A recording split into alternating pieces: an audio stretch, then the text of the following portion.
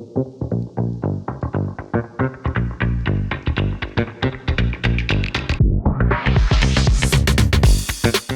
right.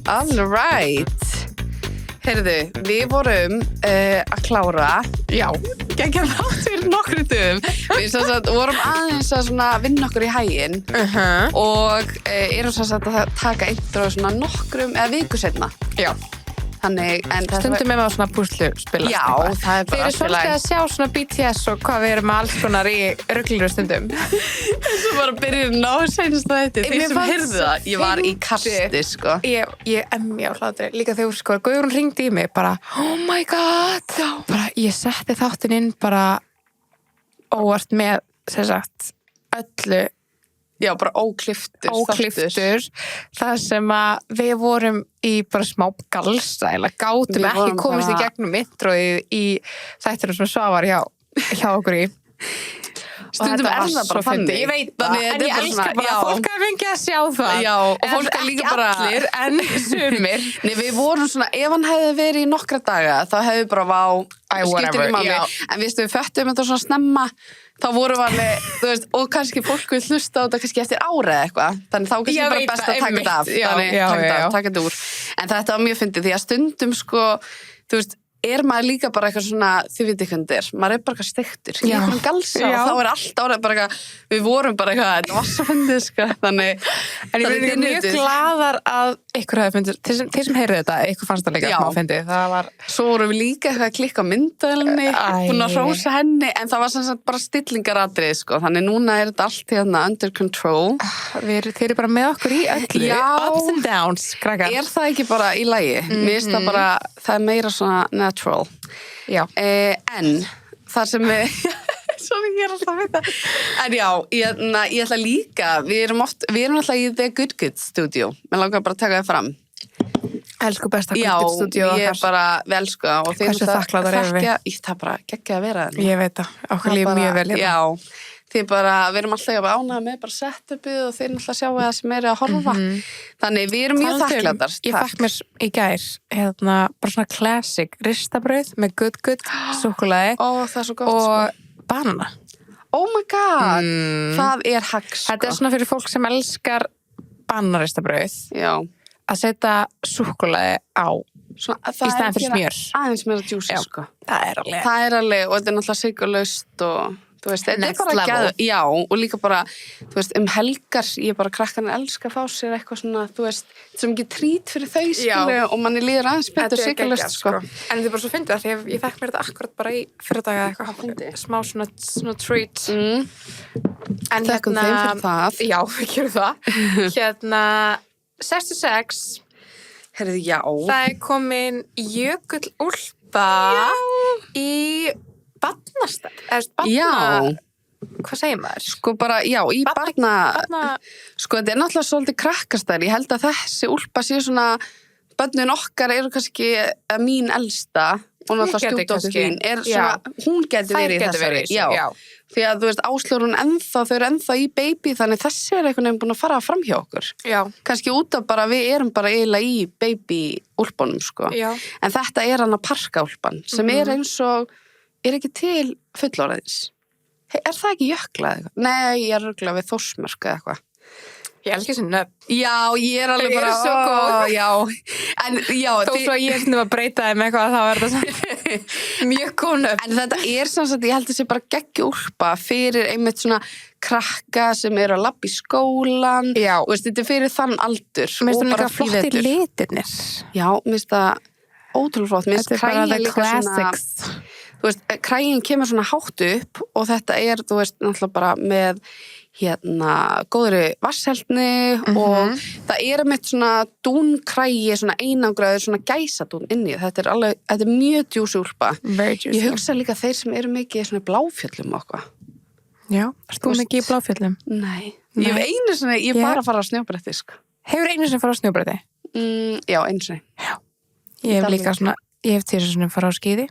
Það? Já, en þú veist skilur, svo kann maður ekki neitt og svo fer maður, mér fannst þetta gaman þegar ég náðu þessu aðeins. Já. Ég er eitthvað, það er ógeðslega gaman að vera sjúpari, skilur, bara vúp, hérna alveg út með allt, en ég ekki, og ég svona, og ég kom eftir þess að ferða og var ekki að pyrra út í foreldra mína. Ég bara, af hverju fóruð aldrei með mig á skíði? Ég var líka, af hverju kann ég þetta ekki bara? Mér líður svo allar vinkurum mínar að þau sem er kringum mig sem kunni þetta, svona að því þau fóru á skíði þegar voru lítil. Og allir mig, já, við þurfum bara að fara með, þú veist, okkar þá, og ég bara, við gerum það aldrei. Og ég bara, svo verður Nóra þegar hún stóð bara. Þú veit svo mikið, þú myndir elska bara að fara til Aspen og vera bara in the outfit. Ég myndi elska, mér langar, með dreymir sko, ég væri geggi í skíða fríi. Já, skilur. Já. Þá, après ski og allt þetta, nei sko, hættu. Já, ég myndi reynda líka elska sko. Og ég myndi fara þá í svona kennslu, ég held maður kunni þetta, ég held að þú lærir að skíða með því að fara í svona ferð. Já, ég held að maður, vinkona mín, hún fór í til Ítalíu með fjölskyldunni sinni og það var bara eitthvað með hún fór í skíða kennslu, þetta var bara, en fjölskylda mín var eitthvað, misti það bara líka, þetta alveg svona dýrt sport, þannig að þú verður að vera all in held ég, þú veist. Svo getur líka verið eins og Emily in Paris, ég kann ekki neitt, svo kemur einhver Ítali. Buongiorno. Það var stein og jelly. Ég væri svo til að vera bara uppi með eitt kaldan og vera bara eitthvað svona að spjalla og bara, ég væri þar sko, ég held að við værum bara þar og bara eitthvað, gerum TikTok, eitthvað svona, you should be here, eitthvað. Það væri ferðin sko, nei, ég veit ekki hvort að poppa upp í hausnum, ég var að horfa á Emily in Paris, bara, ég var að klára það, Já, ég er bara búin fyrstu, en allavega, tjekkja á Jökull og líka ótrúlega fallegið nafn, verði ég að segja. Og mér langar bæta við Askur flís krullusetti komið aftur og ég elska það sett. Þannig, ef þið viljið fá skilu nafna á barninu mínu, Jökull Askur. Very cute, very cutesy. Yeah. Indó, nýr samtalsaðali. Heyrðu, sko, við glemdum líka að segja að þessi þáttur sem þið eru að fara að hlusta á alveg svona glósubóka þáttur, myndi ég segja. Pjúra. Ég þarf að hlusta á hann aftur. Já, ég ætla að hlusta á hann aftur og glósa. Það vikaliðin og ég er búin að gera plan fyrir október hvernig ég ætla að skilju. Þegar Payday í október kemur þá er ég að fara sko, ég mæli með að glósa mitt allt niður og svolítið svona að því þessi þáttur eru að koma að byrja í október núna. Já, bara núna, bara 30. seft. Já, þannig að þetta er akkurat before Payday, það geta allir notað niður og kannski, mér finnst það oft gott að byrja á svona þegar maður er kannski með eitthvað svona. Já, eitthvað svona, og ég glemdum að segja, við fengum Aniturut, þetta er fjármálaþáttur, sko, fjármálatips. Vorum við ekki búin að tala? Nei, ég held ekki, við vorum búin að tala, já, alveg við geta, eins og sem að tala ekki að þetta í kringum hluti, viljum ekki segja, en þetta er fjármálatips þáttur og við lærum ótrúlega mikið. Ótrúlega mikið, og þetta hentar svo vel að því að við erum komna með nýja samstarfsaðila sem er Indó, og eftir fundin hjá Indó sem við fórum á, ég og Guðrún, svona áður en að þeir komu inn í podcasti hjá okkur, þá var ég smá bara svona, vá hvað þetta er sniðugt og af hverju er ég ekki lengur búin að fá mér þetta. Ég var þetta búin að heyra mjög oft svona að þeim áður með fyrir útlanda. Já. Fá sér Indó debitkorti fyrir það. Ég var líka einmitt búin að heyra það sko. Og líka, við vorum alveg blown away á þessum fundi því að sko Indó bara segja, hvað segir maður? Þetta er bara svona eins og bankaþjónusta, kortaþjónusta og þú getur bara sótt að vera með debitkortareikning og vera með launin þar og þetta er sem sagt, það er ekkert þetta bankabull í þessu, það er engin færslugjöld og ekkert gjaldeyris álag, þessin er þetta geggja erlendis því ég er ekkert djóka, þú veist, þetta eru sko færslugjöld og gjaldeyris álag, þetta er eitthvað sem skiptir engu máli og bankin er bara að græða. Þannig, ég sagði Steinar að fá svo Indó og við erum í smá svona testi núna, ég ætla bara að nota Indó restina af árinu. Já, og sjá munin. Það er ógeðslega sniðugt. En líka sparibaukarnir. Þess vegna mér fannst það ótrúlega sniðugt. Þeir eru ekki bara með þessi kort sem að kannski flestir hafa kannski heyrt en það eru sparibaukarnir. En þetta er bara svona sparisjóður með því svona markmið að þú veist líka svona safna fyrir kannski einhverju ákveðnu eða það sem ég sem fannst snið. Þú getur verið með nokkra bauka í einu og skýrt á. Já. Eins og mér fannst hefði hún sagði okkur frá bauknum sem er svona bara allt þetta leiðilega. Já, þú veist, þvottavélum bilar eða skilur, þetta er svona in case of emergency sjóð eða svona, ekki sjóður, hvað heitir þetta? Svona sparibaukur sem þú ert með ef eitthvað skildi klikka og það er það sem við tölum líka í þættinum ég manna núna, hún nefndi það þannig að þetta er rosa sniðugt að vera með eitthvað svona vara og þau eru með alls konar líka góða leiði til þess að hjálpa manni að safna og mér finnst það svo sniðugt, þau eru með hana peningaskrimsli sem getur komið og tekið bara random af þig pening og sett í sparibaukinn eitthvað tiny samt líka, þú tekur ekki eins og eftir þetta er ekki bara eitthvað, þetta er kannski 1000 kall og líka meðast algjör snill, þú getur námyndað, þannig að borga kannski kaupið kaffibolla á, þú veist, segjum bara 650 og borga kannski 700 og 50 krónur fer í sparnað. Þannig þetta er svona litli hluti sem þú tekur ekki eftir. Þetta er ótrúlega sniðugt. Og þetta er bara haka við allt í þessu líka. Líka hversu oft hefur lent í eins og þetta með þessi þjófurinn hana, með þessu sniðugt. Að ég var að lenda í bara núna í vikunni, ég var bara fuming. Ég bara, hvað er þetta? Þá er ég að subscribe á einhverju sem ég veit ekkert, ég fæ bara Apple Bill. Og hann var upp á sko 8 skall eitthvað og ég var bara oh my god, hvað er ég þú er bara með eitthvað svaka app bara ég er bara með eitthvað year, eitthvað svona ár áskrift sem ég er bara stenglimt og ég bara hættu í mér sko. Þannig að þú veist, ég hef oft lent í ykkur svona, ekki alveg kannski svona hári upphæð en þannig að þú veist, einmitt, eins og við tölum þetta gott að fara yfir subscription en bara strax þarna ef eitthvað svona gerist, þá er meira næst þegar það er bara verið að fara í þín eigin sparibauk. Ángríns, vá, það er svo góða punktur sko, þannig ég ætla líka að segja frá einu skemmtilega sem ég ætla að gera. Já. Ég skýrði þetta sparibauk bara í kaffibolli og ég ætla að leggja 2 í viku því að ég er típan til að kaupa með 2 kaffibolla í viku sko og það er alveg dýrt sport og mér langar bara að sjá út árið. 2 skall eitthvað. Já. Það er rosalegt. Þannig þú getur bara farið frí fyrir kaffibollan en held ég. Ángríns, en þú ættir að gera það líka með bara kollab eða eitthvað. Það er bara gaman að sjá það. Það er sniðugt, gaman að fylgjast með. Líka þeir sem, eins og hún sagði bara, þeir sem eru með, eru bara það er svo gaman að sjá líka, við höfum að eyða til dæmis, þú veist, í Netflix eða eitthvað, og ætlar að taka pásu, sjá samt, spara, samt að taka af þér og setja í sparnað. Þetta er ótrúlega sniðugt og við erum ótrúlega spenntar að vera með Indó sem nýjan samstarfsala hjá okkur í memmalífunni. Vá, við erum smá spenntar. En okkur langar líka að segja okkur frá Vino vinklúbur sem er Instagram meðra og við vorum að tala það ég var að segja við Guðrúnu af hverju, mér finnst það ekki nógu dugleg að þú veist þegar maður fæ sér kannski eitt glas heima þá er ég vel vinglas en ekki endilega að mixa ég drikk kannski og mér finnst það svo sniðugt það er ógeðslega sniðugt geta hendi einhver svona uppskrift og því ég sé þeim eitt svona þegar fólk er að gera sér gin með greipi til dæmis ég var að gleyma því eða þú veist, góð mosk og mjúla eitthvað og líka oft svona koktelar ég allan að mikla fyrir mér ég er bara ókvöð, þarf ég ekki eiga ósla mikið en svo eins og vín og þeir eru með Instagram og það er bara ótrúlega einfaldar uppskriftir, ég elska þau eru duglega að setja líka inn uppskriftir þar, það er það sem að mér finnst svolítið skemmtilegt og svona, maður fær hugmyndir svona, þannig við mælum með að fylgja þeim á The Gram það er alveg, en ég mitt sko, ég er að pæla að fá mér í kvöld búblur, Kava Queen ég er först í þeim, ég er bara í Kava Queen þú er svona bubble queen ég er the bubble queen, ég bara vill bara búblur sko heyrðu, það var samt, en að bara tjekkið á Instagram það var að koma eitthvað kúne vín eitthvað, ég ætlaði að maður senda á þig þú veist, rauðvín, hefur þú smakkað það?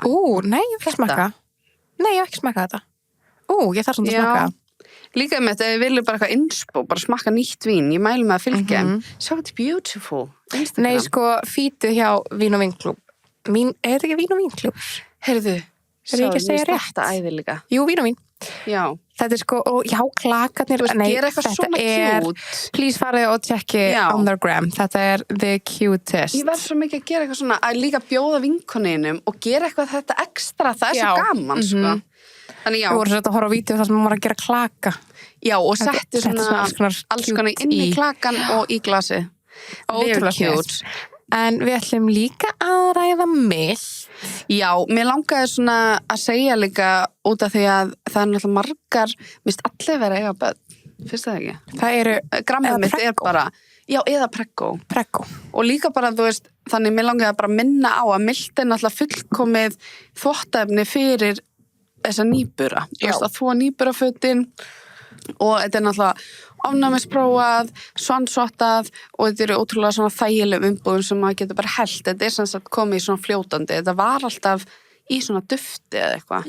og ég man í öllum svona mömmu svona, ég varst ekki í svona septiböbumb og hóp og allt Jú. það var alltaf umræða hvað þvottaefni ætlaði að kaupi. Maður er alltaf að spá í því og einmitt eitthvað svona, þannig að mér finnst mjög gott að benda á það að þetta er fullkomið fyrir newborn, sérstaklega newborn. Já, og sérstaklega svona einmitt þegar þau eru bara með ótrúlega viðkvæma húð og bara, og maður vill eitthvað nefn bara að hreinast það. Nei, þetta er bara, ef þú vilt að cleanist, þá er þetta bara eitt. Þannig ég mæli með, það er í svona bláum, með bláum tappa. Já, fyrir barnið. Já. Heyrðu, síðan vorum við náttúrulega, eins og við sögum eitthvað í seinasta þetta, við vorum að fá nýjar græjur. Ég er búin að vera bara svo mikið að nota hennar prentara, sko. Ég er búin að vera að prenta away, Ég sá þér, þú varst bara going for it. Veistu hvað Adam sagði mér þegar ég kom heim? Hvað? Núna hefur enga afsökun til að setja ekki bókina hennar Guðrúnar.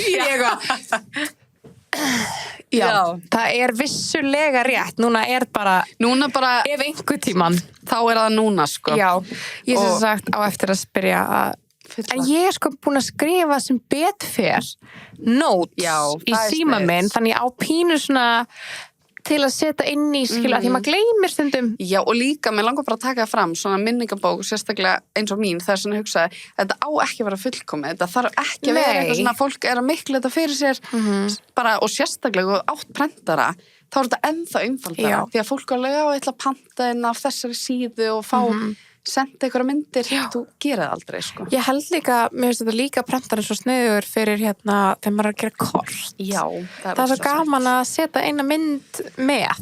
Sérstaklega fyrir ömmunar og langkonur. Já, eða þá líka að kaupa svona litla ramma bara, ég gerði þetta ótrúlega mikið þegar ég var yngri þá, þú veist, þá voru við alltaf vinkonurnar að gefa jólagjöf muni ekki eftir þessum, alltaf að gefa jólagjafir og þá keypti ég svona glimmerramma í tækir eða eitthvað og prentaði út mynda okkur, skilju, og setti hann í ramma. Það er svo cute.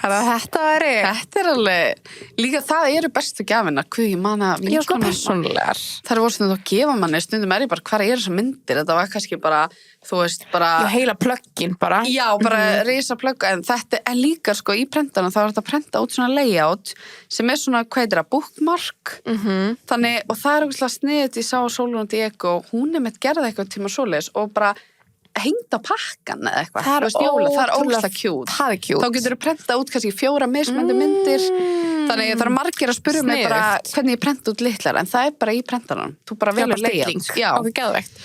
Ég ætla að stela þessu fyrir jólin, það er sniðugt. Já, eða ekki. Eða setja myndabarni, eða skilur svona eitthvað, já, það er cute. En já, við mælum allan með að kíkja Origo líka myndavélina og svoleiðis. Ég ætla að vera dugleg núna gera þetta. En við erum líka að elska myndavélina okkar, þetta er svo simpul. Þetta er bara annað. Nei, líka ég er í kasti, sko, þetta var svo simpul. Við alveg, ok, allt komið.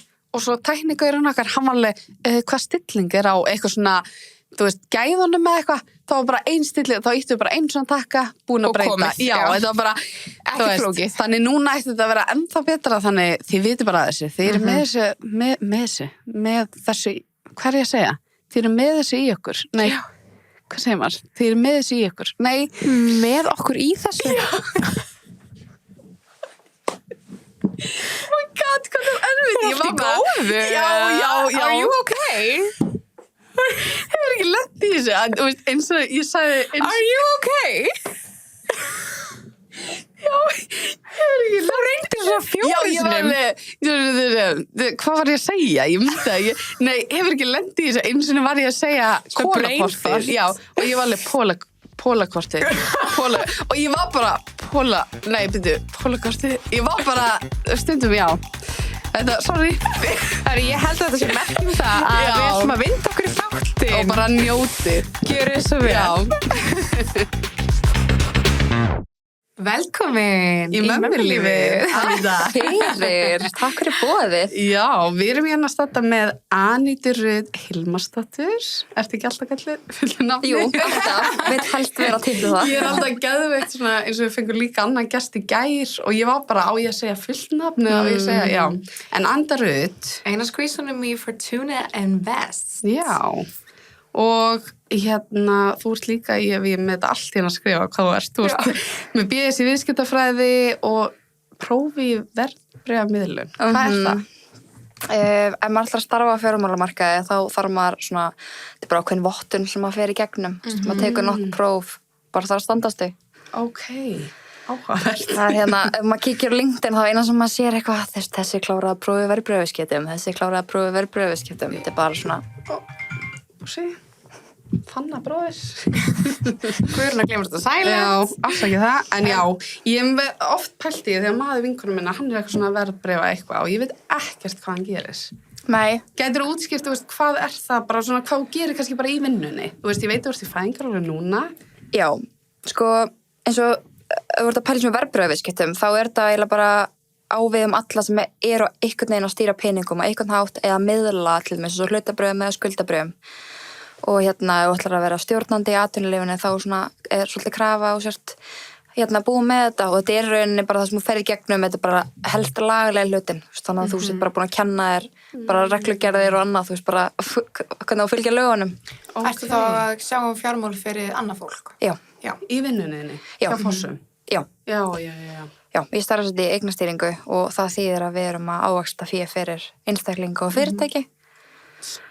Þetta alveg, mér finnst þetta að ég bara svona, gaman í vinnunni, eða þú veist, ég veit ekki. Ég ætla að veikjana, ég er búin að ógeðslega spennt fyrir þetta. Ég er búin að vera svo spennt, ótrúlega spennt að fá þig, að ég held að ég sé fyrsta skipti svona í minni lífstíð, svona kannski síðasta ár 2 að fara að fá áhuga á þessu og langa að vita meira. Og það svolítið svona, ég og Guðrún höfum talað um þetta, að þegar maður fær svona pínu áhuga á þessu, þá getur þetta verið svolítið svona yfirþyrmandi hvar maður á að byrja og veist, að því maður veit eitthvað svona, það eru sjóðir og verðbréf og það hitt og þetta og leggin á höfuðstólinn og stýrivextir. Já, það gera alls konar, skilur. Það náttúrulega fyrst bara tungumálið einhvern veginn, öll þessi hugtök, þetta allt rosa yfirþyrmandi og það rauninni bara kjarnin okkur við byggum til okkar brand, bara Fortuna. Bara, þegar maður kann þetta, þetta ekki svona flókið. Við bara horfum fram á það, það eru alls konar hugtök og svona lingó sem að, Geiri notar sem að eðlilegt að bara almenningur skilur ekki og þess vegna vildi við líka bara, nú ætlum við bara að tala um þetta mannamáli, að þetta ekki svona flókið. Nei. Og stundum heldur maður að þetta sé einhvern veginn gert svona til þess að þetta sé svona ógnandi eða... Líka í pólitík. Þeir nota alls konar eitthvað svona... Hugtök. Það skrítir hugtök, eitthvað við erum bara að gegnsæja, eða hvað sem ég segja, veist eitthvað já, bla bla bla, og allir eru bara, einmitt. Þannig ég held að sé líka í fjármálum. En því ég mitt gerði bókina, sem hérna, sem heitir hún ekki bara fjármál... Þetta fjárfestingar. Fjárfestingar, ég með það fjárfestingar. Að vera að flækja þetta. Já, Fortuna Invest og það geggja, láttu peningana vinna fyrir þig. Já. Það svona ykkar svona, og líka mér búin að efla svo marga konur með bara bókinni og Instagraminni ykkar. Það var markmið. Já. Það var það sem ég fyrir að brenna fyrir. Já. Ef það, að því að við sáum líka og það einhvern veginn hefur verið gegnum árin, bara þáttaka kvenna allt og lítil. Já. Og það eitthvað sem við vildum breyta. Í rauninni það núna, ef maður horfður hlutabréfamarkaðinn, þá 1 kona að fjárfesta fyrir hverja 3 kalla. Það? Jep. Okay. What? Ég og þessi þurfum við að breyta, því að þetta líka, ég held þetta ótrúlega skemmtilegt þegar maður aðeins búin að dýfa tánum í þetta. Og eins og þú segir, Ástrós, bara leiðum að byrja aðeins að kynna sér þetta er bara svona snjóbolt áhrif sem að byrja. Þú veist, bara maður fær meira áhuga og þegar maður fer að skilja meira þá einhvern veginn það maður taka eftir meiri fréttum og þú veist, hefur meira áhuga á þessu. Og líka bara eins og þú segir, þú veist, eins og ég segi, ég búin að vera bara eitthvað svona skoða, en ég hef í alvöru ekki tekið skrefið. Nei. Þess vegna ég búin svo ótrúlega því ég persónulega svo mikið á þessum stað, en eins og ég sagði vanandi áður byrjum þáttinn, ég mjög spennt fyrir því og bað hana að útskýrta svolítið fyrir okkur eins og hún var að tala börn. Skilur við? Það væri bara svona for dummies.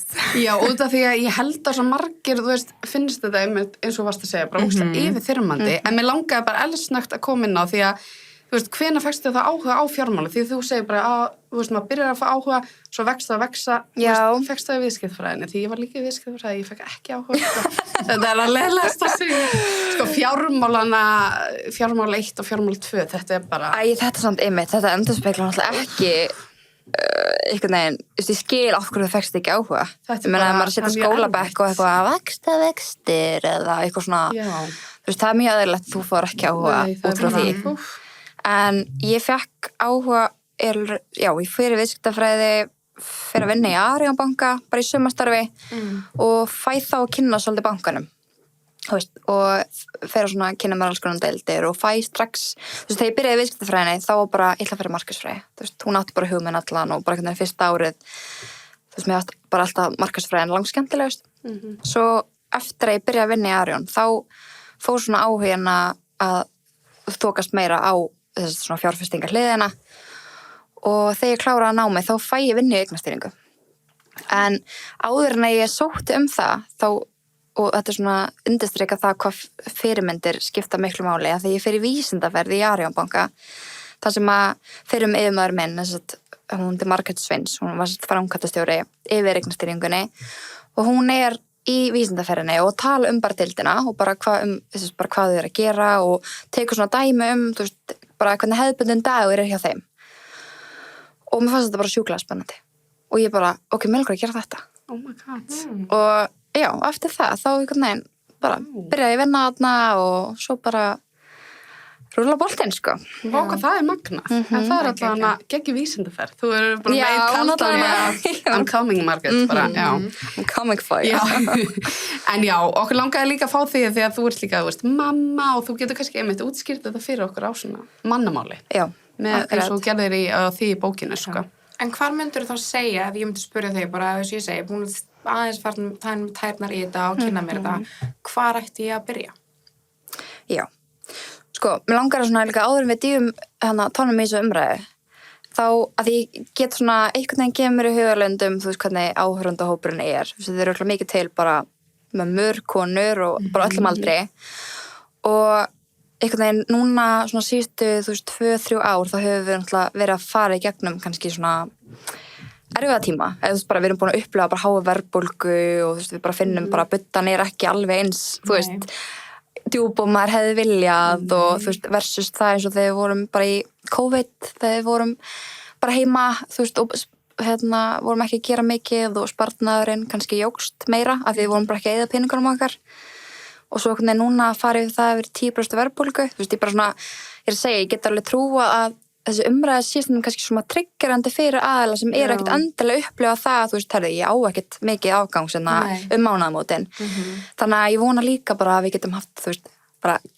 þú sem þetta hlusta ekki hætta, því að þó að kannski það hendi ekki í dag þá kannski getur það henda eftir 5 mánuði eða 6 mánuði eða þess áttar en ef maður getur kveikt áhuga, þá það bara það sem maður vil gera. Það ekki, þið sögðu líka í bókinu eitthvað svona og þarfst ekki að vera með ógeðslega há laun til þess að fjárfesta eða skilur að safna pening eða svoleiðis skilur og þarfst ekki að vera bara eitthvað forstjóri og getur verið bara þú getur raunin bara að byrja í dag bara með 5.000 krónur. Og eins og segir Ástrós, bara hvernig byrja maður? Ég myndi nú persónulega að byrja á að kaupa fjárfestingar bókina, en sko í rauninni fyrsta skrefið, bara, þú getur bara gert þetta í símanum, bara í hvaða banka sem þú ert bara opnaði vörslureikning. Vörslureikning, hvað er það? Sko, vörslureikningur bara svo sparareikningur, nema þetta bara vörslureikningur, þetta er bara fórlegt nafn, en þetta rauninni bara svo bankabók fyrir þá verðbréfin. Þannig að þú ætlar að fara að fjárfesta í hlutabréfum eða sjóðum, þá það bara geymt inn á þessu safni. En þannig að fyrsta skrefið bara svo með hvern annan sparnareikning, bara búa til þetta. Og getur hver sem gert það? Já, bara allir yfir 18 ára aldri. Ok. Get ég líka hringt í bankanum þegar gera það fyrir mig? Sko, þá enginn að fyrir að hringja í bankan í dag. Ástrós lenda með að tjekka eftir síðan bankan. Það tekur lengri tíma að hringja, ég get lofað þér því. En þetta er mjög þægilegt. Get ég hringt í bankan? Ég held að þeir reynir bara að skella á þig. Þeir vil ekki tala um þig.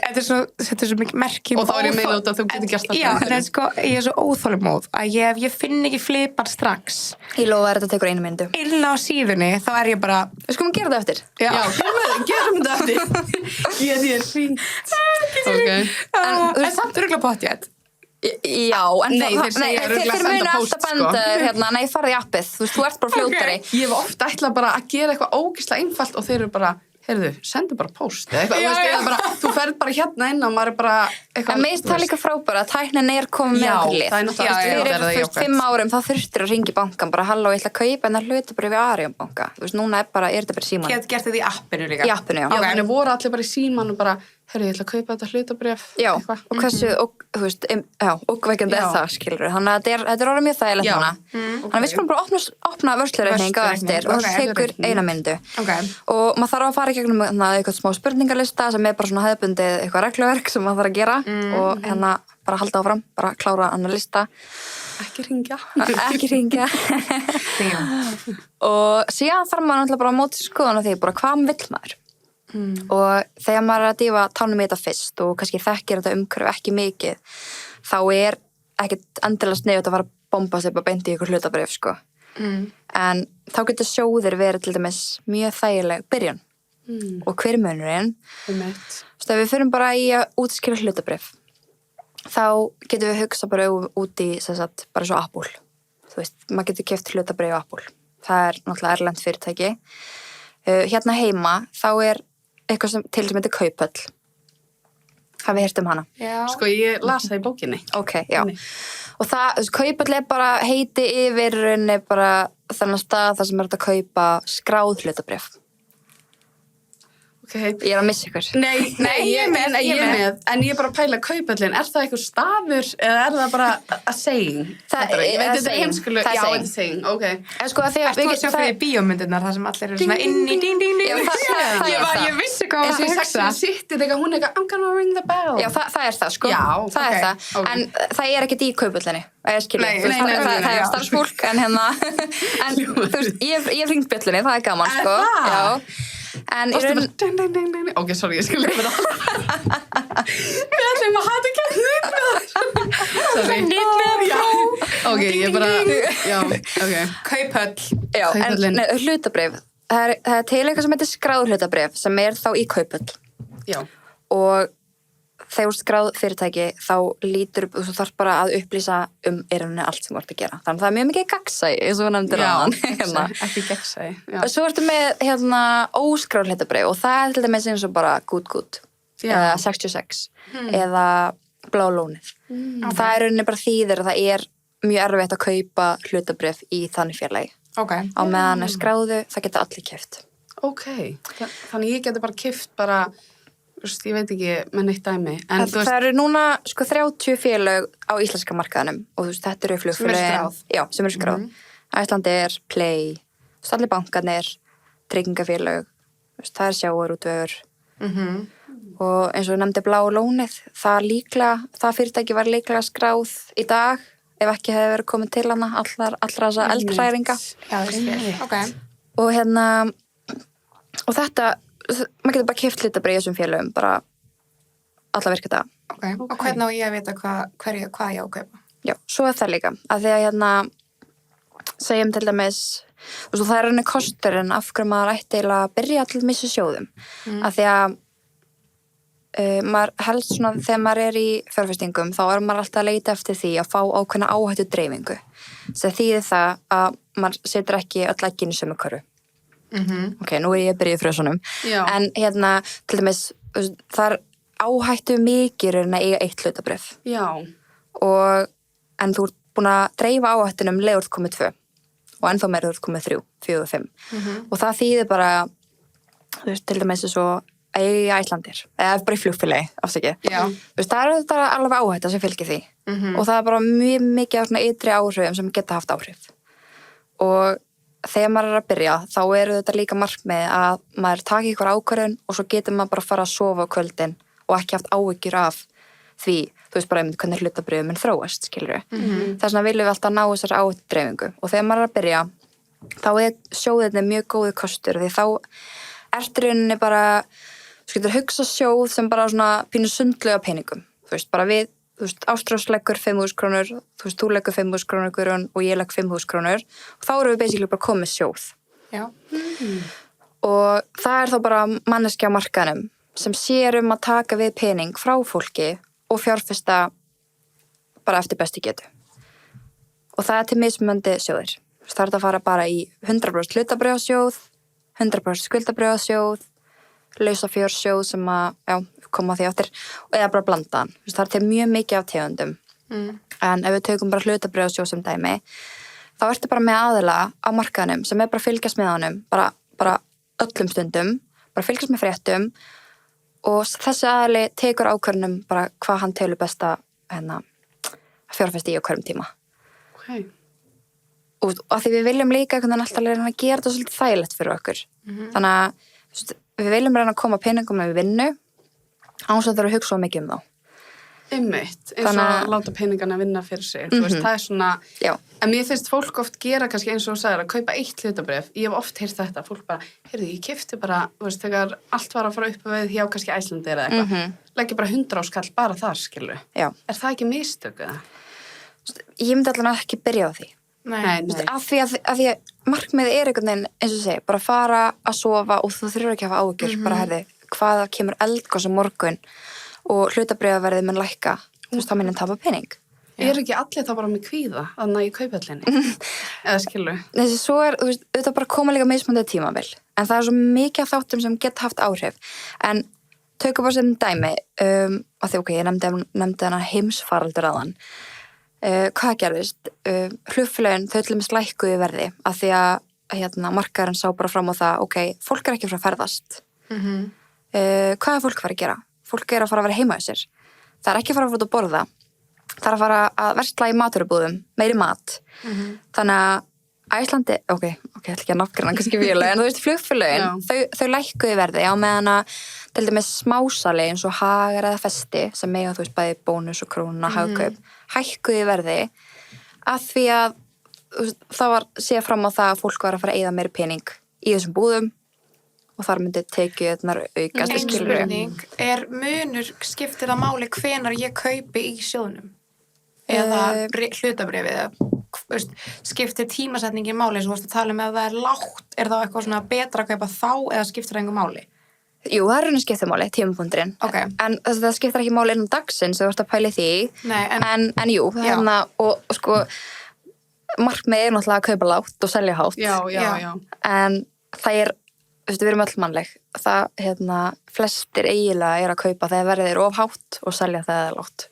Já, þannig það er bara... Þú veist, af því það er svona ekki í mannlegu eðli sem að svona, ég ætla að kaupa eitthvað sem er að lækka í verði. Nei. Skilji.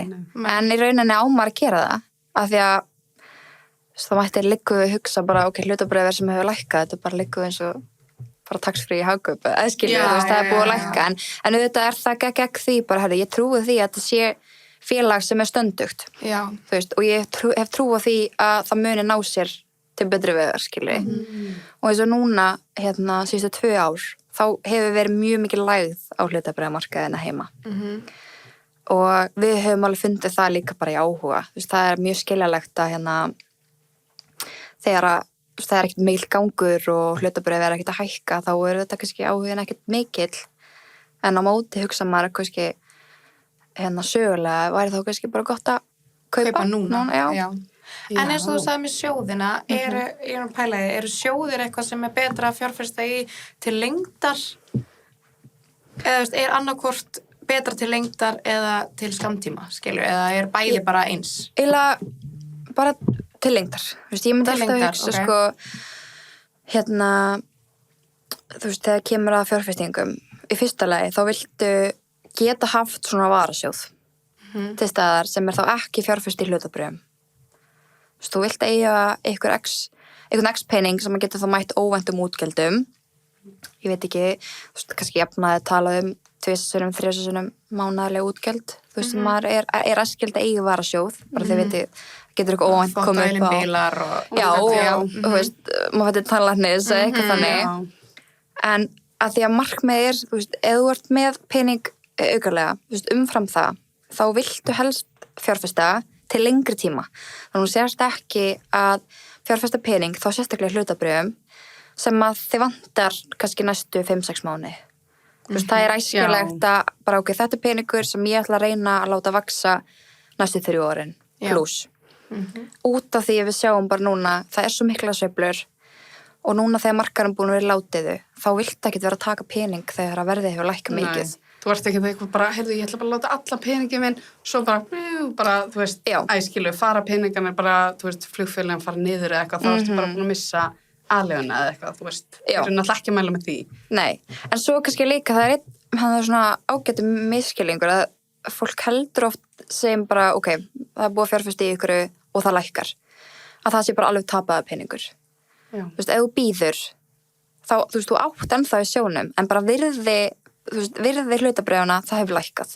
Þannig að þú býður og svo hækkar þetta kannski áfram, einhver næstu mánuði, þú veist, þú ert ekki búin að tapa peningum. Nei, Þú veist, þetta fer ekki eitthvað í núllið og þá er þetta bara allt búið. En er það ekki betra líka bara að hugsa þetta þannig, ég set bara peningin að inn og svo bara er þetta þannig að kannski vera með eitthvað x ár sem að peningurinn er að inni og þú ert þá ekkert eitthvað pælins mikið í því. Jú, ég myndi segja að Það það ekki væri frekar. besta lausnin, Að sérstaklega... fara með þann hugsunarhátt inn í Já, það. og þetta ekki bara að setja 100%. pening sem þið vantar síðan bara í næsta mánuð eða eitthvað. Nei, Nei, og vilt ekki endilega sjá hann þótt hann krassi, þá er það bara allt í lagi og svo, hann bara býða. já, Þú veist, það er rauninni að því að mér finnst líka þegar maður ætlar að gera þetta, þá vill maður reyna líka að hafa þetta auðvelt. Og helst, þú veist, stundum segja bara kaupa og gleyma. Já, einmitt, Já. En þú veist, aðalmarkmið er að þú sért þá með pening sem þú þarft ekki á að halda og þá bara getur líka tekið á þessu sveiflur í verði. Og þannig að í rauninni fyrir einstaklingar sem eru að byrja, þá eru þetta sjóðir mjög góðu kostur út af því að þetta er auðvelt og þú ert að ná fram áhættu dreifingu og þú þarft minna að pæla í hlutunum. Já. Af því að það er bara manneskja sem að bregst líka við breytingum sem Já. eru að verða í umhverfinu. Þú þarft ekki að fylgjast með þessu eins mikið sjálfur af því þú ert að byrja og ert kannski ekki inn á síðunum. Já. Einmitt. En hvernig, ef ég fer aftur á spurningunni með hvernig á ég að vita hvað sjóð eða hvað verður að byrja að kaupa í? Já, hver er svona besti sjóðurinn? Sko, það er rosa mikið aftur gagnsæi. Þú veist, þetta er eitthvað, þú veist, bankarnir eiga allir sitt sjóðstýringafyrirtæki. Og oft er þetta bara svolítið bundið við bara í hvað banka er ég, hvað er auðveldast að gera þetta, þú veist, af því að maður getur gert þetta í appinu. Þannig í rauninni, svo getur maður kynnt sig bara eins og maður ætla bara að fara fyrst í hlutabréfasjóðum. Þá eru til margir mismunandi sjóðir og þeir birta allir bara hvað eignir þeir eiga. Okay. Þannig að maður getur svolítið kynnt sér bara hvernig þeir eru alveg með Sjóðirnir þá? Já. Þannig að sjóðirnir eru að setja í einhverja ákveðna eignir og þú getur séð hvað. Já. Ok. Þannig að segjum til dæmis bara, ok, ef ég er í Arion, þá get ég keypt beint í stefni, sem er sjóðstýringafyrirtæki. Íslandsbanki með Íslandssjóði, Landsbankinu með landsbréf og svo Kvika með Kvika eignastýringu. Já. Já, eiga þeir þessa sjóði? Þeir eiga rauninni rekstrafélögin sem er að sjá þessu sjóði. Já, ok. Svo eru fleiri svo Akta og SIF eignastýring og fleira. Og ef maður ætlar að kynna sér hlutabréfasjóði, þá bara mæli ég með að skoða bara hvað er í boði og það er hægt að nálgast hellinga upplýsingum, bara hver er stærsta eignan, fyrstu 10 stærstu eignirnar og svona. Og náttúrulega líka að kynna sér, hvernig hefur sjóðurinn gengið, þó það segi ekkert til hvernig framtíðin er, en náttúrulega svona aðeins sjá og bera saman. Og hvar sé ég þetta? Bara heimasíðanum. Bara heimasíðanum hjá bankunum? Já. Ok. Það sé líka síðan sem heitir Keldan sem er svo þægileg, sem heldur utanum, þannig að maður getur bara farið beint í yfirleitið. Já. Og þar koma í rauninni allir saman. Já, það er búið flokka bara, þar get ég fundið bara skuldabréfasjóður, hlutabréfasjóður, blandaðir sjóður, sem þýðir þá að... Það er Kelda? Keldan. Já, Keldan, ok. Við erum að skrifa þetta niður og setja þetta inn líka. Já, við erum að gera það, sko. Og ég mæli maður bara að kynna sér, já. En er ekkert mál, þú veist, ég geti þá farið bara þangað inn og bara byrjað bara, þú veist, að fjárfesta, þú veist, í ykkur sjóðum og svoleiðis. Ef þú ætlar að kaupa allir með sem bara í sjóðum, þá er lágmarki 10.000 krónur í svona stökum kaupum. Já. Síðan er alveg sniðut að fara í áskrift. Og þá það er margir í því. Og ef ég á að koma með eitthvað svona ráð, þú veist, mér finnst það mjög góður kostur til þess að fyrir börnin mín. Þú veist, að byrja bara með 5.000 krónur sem er þá bara tekið í hverju mánuði og það fer þá inn á vörslusöfnin þeirra. Já, sniðut. Það er sniðut. Þau eru ung og þú veist, peningur, þá er bara nægu tími fyrir peningin til að vaksa. Og þú myndir freka mæli með þessu heldur en bara eins og mamma gerir sparnaðarreikning fyrir börnin mín, skilu gáða það í... Það er bara að gera bæði í rauninni. En þú veist, þú myndir kannski... Hvort myndur þú velja? Já, er ekki meira, erst ekki meira að fara að sjá peningin vaksa í sjóðunum? Jú. Já. Ok, þannig að þú vilt frekar að vera með sjóð heldur en sparnaðarreikning. Það er kannski, já. Veist, það er alveg hægt að vera með bæði og ég myndi alveg mæla með því. Þú veist, ég myndi ekki að setja allan peningin sem bara barnið fær peningi skýrnagjöf myndi ekki setja kannski endilega allt í eitthvað sjóð. Þú veist, það er alveg að vera með líka inn á sparnaðarreikning, en mér stundum svona hálfgerður ókostur við þessa reikninga sem eru bara óbundnir, skilurðu, og bara alveg læstir og þú getur ekki gert neitt við peningin. Er það ekki gott? Eða? Ég myndi talja það sjálf ókost. Þú veist, það geta ekki bara, þú veist, þú leggur inn bara peningin og þú veist, hann er bara alveg lokaður fram til 18 ára.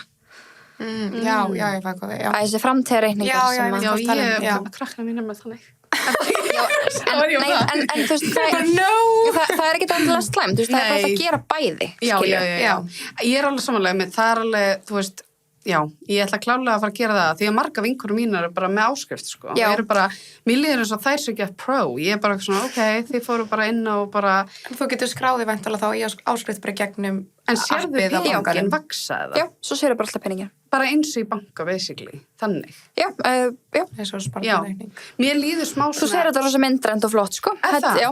Akkur líður mér líður smá svona eins og með hlutabrið og þetta allt. Mér líður bara eins og ég sé að kasta peningi, svo er ég bara, ok, gangi ég vel. Já, það eru mjög margir sem að upplefa þannig og sem er alveg eðlilegt, en núna, þú veist, á síðustu, ég veit ekki, 4-5 árum, þá er þetta búið að vera, þetta búið að gera svo aðgengilegt fyrir manni. Þú veist, núna sér maður peningin, svo maður sér bara töluna breytast, skilurðu, frá degi til dags og svo ef maður ítur á vörslusafni, þá sér maður bara myndrænt, þú veist, bara hvernig þetta hefur að þróast þú sér í rauninni bara hver ástunni er, þú veist, hvað þú ert rauninni búin að fá það mikið pening út frá ástunni og þess að þetta er alveg svona að búið að leikja við þetta en maður ekki vera hrætt við þetta maður bara... Mér finnst líka þetta hugtak svona að gleyma setja það í sjóðinu og svo bara gleyma því mjög gott. Já. Ég er bara að gera það einhvern veginn einu sinni og ég keypti einu sinni Bitcoin. Þú veit að kemur við þetta. Oh my god. En veitu, ég tapaði... Rýndur það? Nei, ég rýndi ekki. Ég lét þetta gera það fyrir mig. En ég tapaði samt ekki á því, tek það fram, en ég mæli alls ekki með. En ég gerði það fyrir löngu og ég bara steinglimti þessu. Okay. Ég bara genuinely vissi ekki, ég pældi eitthvað aðeins í þessu fyrsta árið eða eitthvað, svo bara steinglímdi þessu og svo þegar ég fór og kíkti og þá kom eitthvað smá, og ég vissi að það væri bara not it og leið og ég sá að það var einhver smá ávöxtun og það var ég bara, it's going out skilur af því ég myndi eftir þessu en það var svo gott að ég pældi ekki, ég átti ekki hennan pening skilur mig, ekki að kaupa og gleyma, ég gera það svo mikið svo er ég bara, bara gleyma hvað ég var að kaupa mig. Það er bara, en það er svona fyrir fram að þið alltaf. Steinar það bara, varst að kaupa aðra skó? Ég er bara, nei. Enda bara kassanum. Nei, ég segi svona, en það er samt líka gott, ég ofta maður að kaupa bara einmitt eitthvað ekki rugl, ég segi það ekki, en stundum maður bara að kaupa, þannig að líka sniðið bara kaupa. En hafið samt ekki tekið, viðst þú varst að segja þetta með, varst að kaupa nýja skó, hafið ekki tekið þegar einhver koma pakki eða eitthvað og það, kærastinn ekki heima, skilur og svo ertu nýri flík og bara er það nýtt, maður bara, nei þetta er gamalt bara, við aldrei séum í þessu eða ég veit ekki hversu oft ég hef púlað þetta, sko Já, það er svona, það er líka kannski, þá er maður kannski búinn að vera svolítið að leyfa sig það kannski, En má ég það koma áskorun til eitthvað begja? Já bara í staðin fyrir að kaupa Já, stressi en það segur ekki kaupa eitthvað neitt eða skilur, ef maður hugsa bara ok, þetta geggist ég vel þau kosta, 30 skilur ok, þau muni nýtast manni vel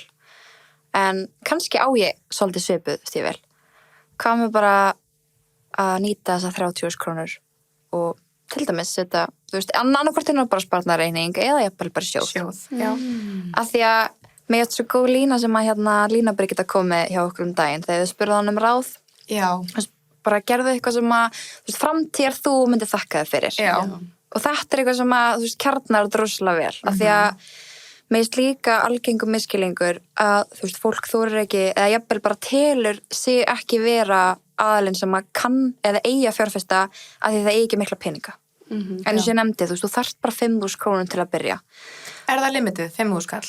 Í rauninni það, í áskrift, en þú ætlar að kaupa hana eins og segir bara stakt þá er 10.000 og það er áhrifameira að bara byrja núna í dag strax bara á að henda 10.000 krónum frekar en að henda, þú veist, 100.000 krónum inn ekki henda þeim, en þú veist, frekar en að kaupa fyrir 100.000 krónur af því að þú veist, upphæðin vex hraðar og ég ætla ekki að missa ykkur þegar ég nefna inn á vaxtavexti en þú veist, það veldi því að upphæðin hún vex hraðar frekar en að peningur myndi bara setja ykkur annar staðar. Einmitt. Mér finnst það líka svona mér finnst það, þú veist, ég alveg klála góð áskorun. Já, góð áskorun og líka, mér finnst líka gott því ég sögðu líka einhvern tímann, þú veist, ég held að var þegar ég lasi bókinni, að maður líka hugsa, ef maður er bara, mér langar svo mikið í hennan jakka og hann er kannski smá dýr, að hugsa bara hvað er ég lengi að vinna mér inn fyrir honum, skilur. Mér finnst það alveg ógeðslega og ég er alveg búin að nýta það oft, þú veist, bara, ég er svona fæ kannski fyrir þetta verkefni er þetta þessi virði að þú veist að ég er búin að hafa svona mikið fyrir þessu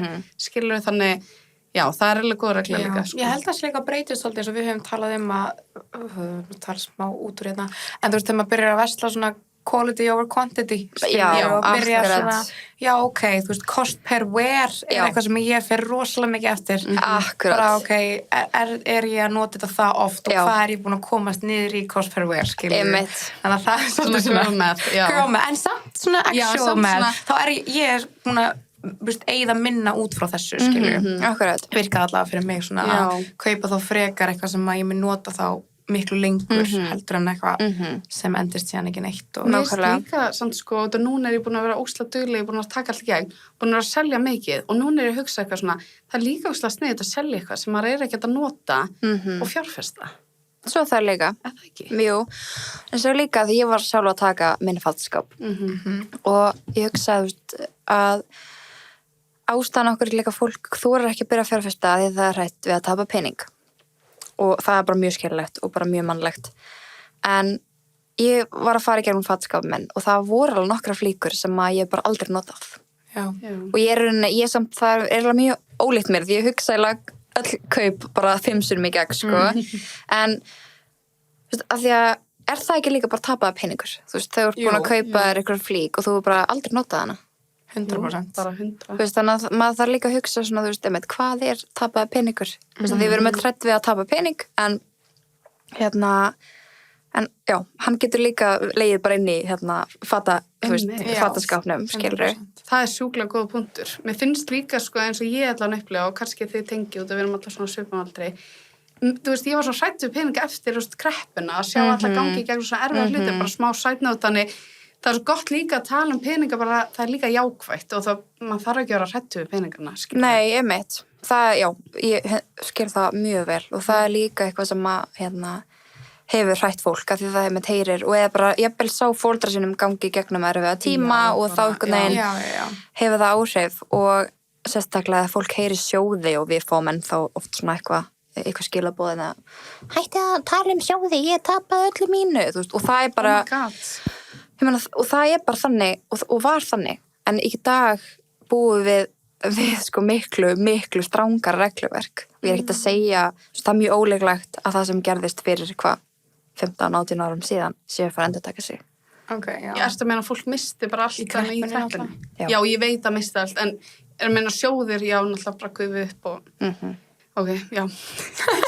Ég bara, vá. Já, ég skil. En þú veist, með einhvern veginn, að því að áhuginn á hlutabrjöfum og bara verðbréfamarkaðnum, hann jókst í COVID. Þú veist, og þá líka var maður að sjá bara, það var bara ný kynslóð sem var bara að koma inn, sem var einmitt ekki að upplifa hrunið eins og til dæmis foreldrar okkar gerðu. Þú veist, þannig að það kom líka svolítið endurnýjun, þú veist, þú varst svolítið með 2 hópa, eitt sem að einhvern veginn hafði ekki farið gegnum þetta og svo annar sem hafði farið gegnum þetta. En kannski líka fínt að nefna, þú veist, svo að því við erum ennþá mjög ungar, þú veist, og það er almennt þegar við erum yngri, þá höfum við miklu meiri tíma til þess að taka á okkur þessu sveiflur í hlutabréfaverði. Þú veist, þess vegna er ég að segja að, þú veist, maður væri ekkert að fara í fjárfestingar en maður væri hugsað til lengri tíma. Já, einmitt. Af því að við höfum alveg, segjum að við ætlum bara, ok, ég ætla bara að fjárfesta þessum peningi í 10 ár. Þú veist, við getum alveg tekið á okkur hæður og læðir með því. Já, það er góð punktur. Já. Ég ætla að spyrja eitt með sjóði að því þú talaðir að dreifa peningnum í hlutabréfum og verðbréfum og svona. Er það sama með sjóði eða ertu aðalega að setja kannski eitt sjóð? Það er bara allir gangur á því. Þú veist, það er líka sniðugt að byrja til dæmis á, til mismunandi ólíkum sjóðum, sko. Ok. Og ertu þá að vinna þig upp í fleiri sjóði? Ekkert endilega. Nei, þú fer kannski, byrjar á sjóðum og fer síðan kannski sjálfur að kaupa verðbréf þegar þú kannski aðeins búin að læra meira inn á þetta. Já, það til maður sjálf hægt. Ok. Þetta mjög áhugavert. Ég held ég ætla að byrja í sjóðunum. Mér langar ekki að þetta gera. Áskrift. En mér langaði svo mikið því að talandi sparna og líka það rosalega mikið núna náttúrulega, ég held að allir séu bara búin að upplega það að maður fer að versla matinn og það bara, maður bara, oh my god, bara hvað var ég að kaupa hérna. En mér svo geggjuð hérna 50-30-20 reglan ykkar. Já. Getur sagt okkar aðeins frá henni? Já, við, þetta samt ekki eftir okkur, þetta eftir einhvern Harvard-prófessor sem að okkur fannst ótrúlega sniðugt af því að þetta fínt, þetta svona fín æfing fyrir mann að fara í gegnum upp á það að vita svona, þú veist, bara hvert mitt sviðrúm, þú veist, hvað get ég tekið til hliðar hverju mánuði og eins og þú nefnir, þú veist, maður dreifur ekki andan og maður bara búin að renna kortinu fyrir 10 skall, skilur, og maður fer í matvörubúð og þú veist, þú ætlaði bara að kaupa epli en samt einhvern veginn, þú veist, reikningurinn var 15 krónur. Þannig að við höfum öll upplegað það að matverð hefur hækkað og bara fastu kostnaður heimilisins almennt. Sérstaklega maður einhvern veginn að fara úr föstu vöxtum í breytilega og þetta er bara, já, þetta er búið að vera kannski svona aðeins þyngra núna eldur en til dæmis kannski fyrir ykkur árum. En reglan, eða svona viðmið gengur út af það og þú tekur bara útborgarlaun, bara hvað að koma inn og skiptir því í þessa 3 parta. Þannig 50% af upphæðinni fer í þennan fasta kostnað sem bara það sem þú ert að greiða mánaðarlega. Þetta er þá annarkvort leigja eða áborgan af húsnæði, þetta er matur, þú veist, nauðsynjavara, þú veist, tryggingar, hiti, rafmagn, bara allt sem maður greiðir mánaðarlega. Svo ertu með 30% sem fer í skemmtun og 20% í sparnað. Og það er auðvitað hægt að leika sig með þessi hlutfall. Þú veist, hjá sumum fastikostnaður 70% og þú veist, það er alveg, þetta er ekki... Þetta til launum náttúrulega og svona... Algjörlega og eftir aðstæðum, ég menn eins og núna ég fæðingarlögu og þá er bara einhvern veginn allt annar raunveruleiki. Það er alveg 100% mitt. En þú veist, markmiðið er samt í rauninni bara að maður setjast niður og maður bara opni netbankan og bara fari í gegnum þetta. Ég veit að það, þú veist, fyrir mörgum er það mjög mikið kvíðavaldur. En í rauninni þetta bara gefur svo góða yfirsýn yfir það, bara ok, þetta er launin mín, þetta er það sem ég þarf að greiða að mánaðarlega og þetta er afgangurinn sem ég hef. Og mér fannst þegar ég sá þetta fyrst, þá var ég bara, 30% skemmtun. Það má hafa gaman. Já. Það gleymist. Maður heldur að maður er bara að borða núðlur. Ég meina við höfum öll farið í gegnum það, skilur, og hvað endist það lengi? 2 daga. Já. Þú veist, af því maður bara springur á limminu, skilur. Allir að fara í bíó og að gera eitthvað skemmtilegt. Nei, ég ætla ekki að gera, ég er að spara. Einmitt. Þú veist, þannig að þetta einhvern veginn leið og við sáum þetta, þá hugsaðum við bara, þetta er miklu raunhæfara dæmi. Já. Og líka gefur manni, því það er svo nauðsynlegt að hafa yfirsýn yfir fjárhæðin. Það er ótrúlega, þú veist, maður þarf að vita bara hvað er að koma inn og hvað er að fyrir út. Ég er ekki líka svolítið kannski sniðugt að taka, þú veist, ef fólk er með maka á heimilinu líka, báðir aðalar fara yfir hvað er innkoma hjá þessum og hinum og síðan leta þetta saman og setja síðan regluna líka á það 100% og sjá hvað er að koma inn á heimilið og algjörlega, og þá líka fer maður sko, það er svo mikilvægt að eiga samtali líka því að það er mikill mismunur til dæmis í launum á milli aðila. Þú veist, bara hvernig ætlum við að splitta þessu? Ætlum við að borga jaft inn á heimilið eða er sanngjarnt að því að þú ert til dæmis með hærri laun að þú greiðir þá meira til heimilisins, skilur, bara þessu umræða. Góð, sko, við segjum að við séum að borga 50-50 en þá eftir launum, skilur mig. Þannig að ég borga helmingin, skilur, af upphæðinni samkvæmt mínum launum og fattur ekki að... Já, svona hlutfallslega. Já, hlutfallslega séð. Já, menn það er bara umræða sem það er að taka. Er það ekki svona einhver... Mér myndi finnast það sanngjarnt. Sniðugt, já. Þetta er svo fyndið, mér finnst þetta mjög kvíðavaldandi að setjast niður og að því ég held að sé að því það setur svolítið svona speil upp, veist, maður þarf að horfa í speilin og sjá hvað maður er actually að eyða í. Akkurat. Og svo er maður líka svona, að mér langar náttúrulega kannski ekki alveg að breyta því, skilurðu, fattaru. Þannig að þetta er svona, Já. og svo líka einmitt að sjá það líka pínu, maður kannski pínu hrættur við það. Já, en á móti þá, að því ég hef heyrt alveg marga sem segja bara, herðu, þetta var ógeðslega erfitt fyrst. Já. En svo var alveg pepp inn á milli. Einmitt, það var alveg svona, ég að eyða minna í bensíninni taldi, það var svona ímyndilegt sem kom fólki á óvart, sem var líka þá ákveðin hvatning fyrir það. Þannig að það og það líka, hvort betra að takast á við þetta eða bara stinga haustum í sandinn. Já, einmitt. Og það líka bara valdablandi að vita bara hvernig hlutinir eru og þetta eru bara mismandi tímabil hjá okkur. Stundum ekkert svigrúm og stundum kannski ykkur auka peningu sem við eigum og þá bara, hvað ætlar maður að gera við hann? Einmitt. Og þá getur líka verið ágætt regla, bara borga sjálfum sér fyrst. Ef maður ætlar að reyna að safna pening að bara ok, nú mánaðamót, ég ætla að taka þessu uppæð og setja hana inn á annarkvæmt sparnareikning eða bara fjárfestunum og svo borga reikninga og svo áttu eitthvað auka pening, skilurðu. Já, það mjög sniðugt. En að því þið nefndi áðan og maður spalla varandi Erlu Björns. Svefnráðgjafa. Bestu okkar. Það allir ekki, ég myndi aldrei mæla með að fara í eitthvað fjármálatengt bara á kvöldin. Bara aldrei pæla í neinu fjármáltengdu á kvöldin af því að framheilin okkar hann sofnar. Og þá raukhugsunin okkar. Já, raukhugsunin náttúrulega bara engin og kvíðin mestu þá, þannig að bara aldrei gera það. En maður gera það líka samt svo oft. Ég veit, þá maður svona loksins með frið og þá maður kannski eitthvað að fara að ræða við maka sinn og maður eitthvað bara svona bara já, býtu, hvað þú veist, já, það alveg meikalega sem maður á að segja það líka bara aldrei rífast á kvöldin og ég geggja það sem ég heyrði, bara mýta að aldrei fara reið að sofa. Hún bara fariði pirruð að sofa og ræði þetta bara morgun. Skilur? Já. Þú veist, þannig fyrir að vera bara að því annars stoppar þetta aldrei og þetta fyrir aldrei neitt gott. Akkurat. Að því að raukhölin svoandi. Mér finnst það alveg góð regla, líka með fjármál. Maður þarf líka, eins og ég ætla alltaf að gera og ég held að margir tengja sem í sambandi, maður ætlar alltaf, þú veist, maður er alltaf svona að fara á date night en maður gleymir ofta bara svona að gera, þú veist, svona bara eitthvað vinnu, eða skilu, bara fara við fyrirtæki sem heimili, skilu, fara við fjármálinn og, þú veist, þetta svo lítill tími eitthvað neginn. Já. En maður þarf bara að forgangsa það og fara yfir og eitthvað. Já, maður þarf að gera það. Já. Af því að fjármálaheilsa ótrúlega mikilvæg og hún eiginlega grunnurinn að öllu. Já. Af því að, ég meina, fjárhagsáhyggjur, þær geta tekið ansi mikið toll á manni.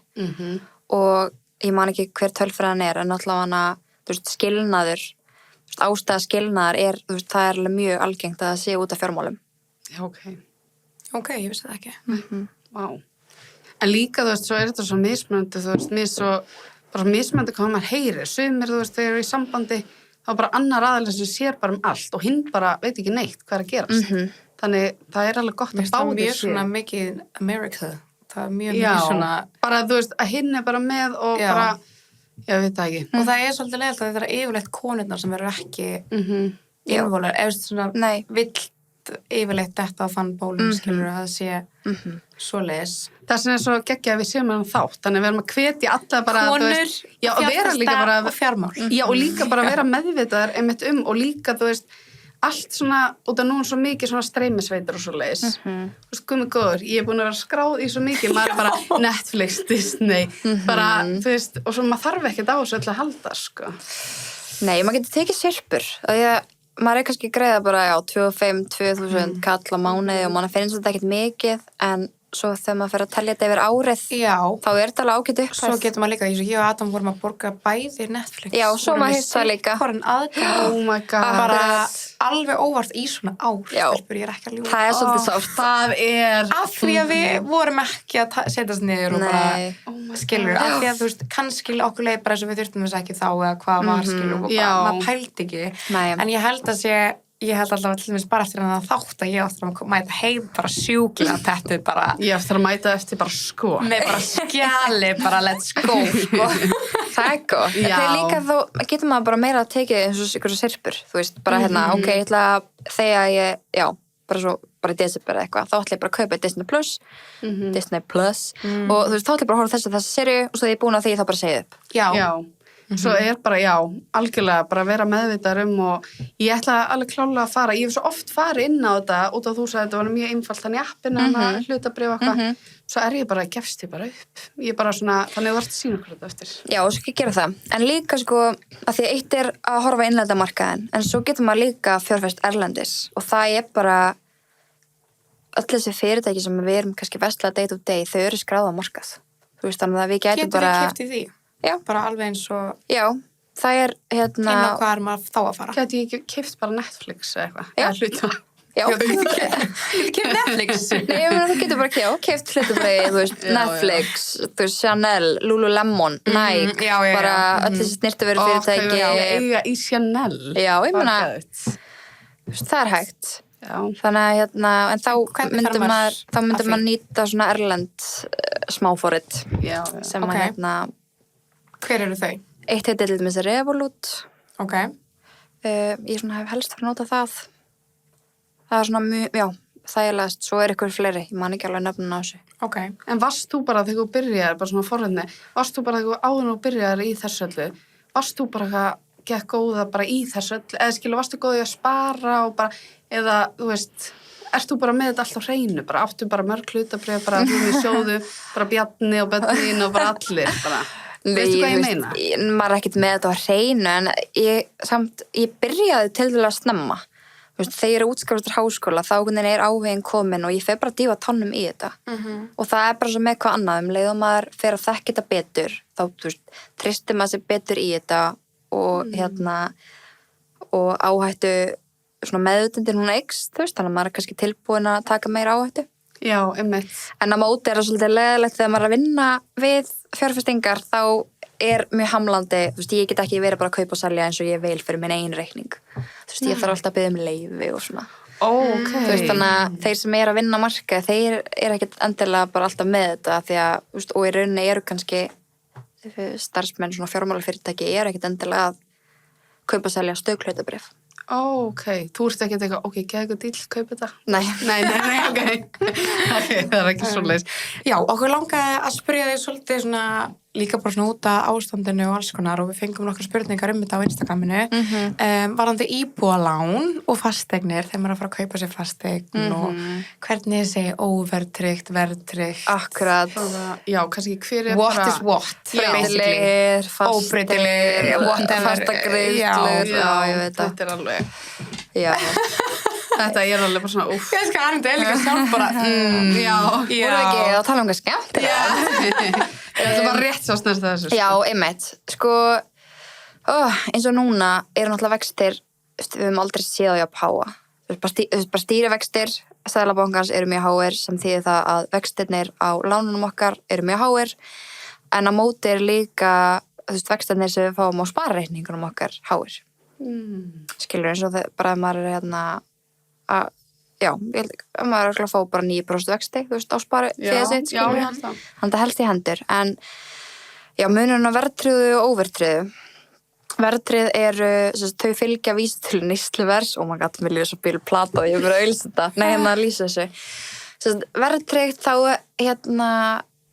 fylgir lánið til vísitölu neysluverðs, þannig að það hækkar í aukina verðbólgu. Byrju, þú misti mig, hvað sagðirðu? Verðtryggð lán. Verðtryggð lán? Þau fylgja vísitölu neysluverðs. Sem eru þessi stýrivextir þá? Nei, það er bara verðbólgan. Verðbólgan sjálf, já, þannig að verðtryggð lán, þau hækka þegar verðbólgan hækkar og svo öfugt.